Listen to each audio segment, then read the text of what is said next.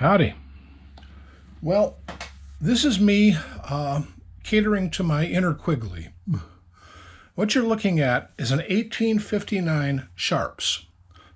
In reality, this is a Italian clone of a 1859 Sharps.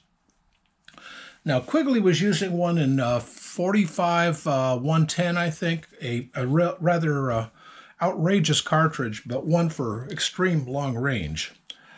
This one is a saddle ring carbine. You can see the saddle ring here. And it's chambered in 54 paper cartridge. The 1859 was, I think, the first Sharps, and it was an actual breech-loading black powder paper cartridge rifle. And the way it works is you pull back on this little switch here, drop this, cock it, and load it. And you load it by pushing a paper cartridge in here. When you close the breech, this thing has a razor-sharp edge on it, and it cuts the cartridge clean, leaving a little bit of black powder right here.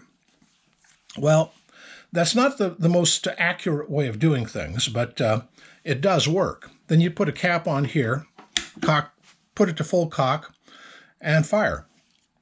Now, let me uncock it. Okay. An alternative to this is something I have tried, which is to take 5090 brass or 5070, cut off the rim, trim to the length of the chamber here, put a 54 caliber ball in the end. First of all, fill it full of black powder, put a 54 caliber ball on the end.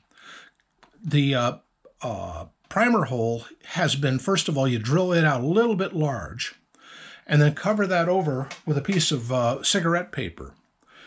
Then, when you fill it full of black powder, the powder is down in the primer cartridge case, primer chamber, the little pocket, and the flash will burn straight through that paper and into the black powder there, which will set off the rest of the black powder, and kawoom, you've got a good quality burn. Now, that works, but it's a lot of tedious time and effort to get it done. You can trim off the rim of the case with a file if you've got an eternity, or you can use a grinding wheel. What I found works best is a slightly undersized dowel rod through the cartridge case, and then a grinding wheel.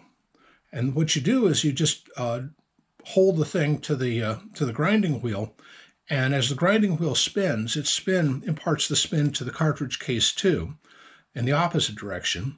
But it's enough of a abrasive that it cuts it down at the same time. So in no time, you have a clean, straight case with no rim on it. Be careful not to go too deep. Anyway, this one, by the way, is made by a company called I.A.B, or I.A.B, excuse me, I.A.B. These are notoriously bad in that they break a lot and they're lousy shots, according to what I've read. Now, I know I got this from a friend of a friend who was a little down on his luck and needing some money, and I got a killer deal on it, so I couldn't say no. It's a wonderful looking gun, and as I said, it's appealing to my inner Quigley. I just had to have a Sharps, and I wanted a Sharps cartridge, say a 4570, with that cool looking sight that he has on it, but this'll do.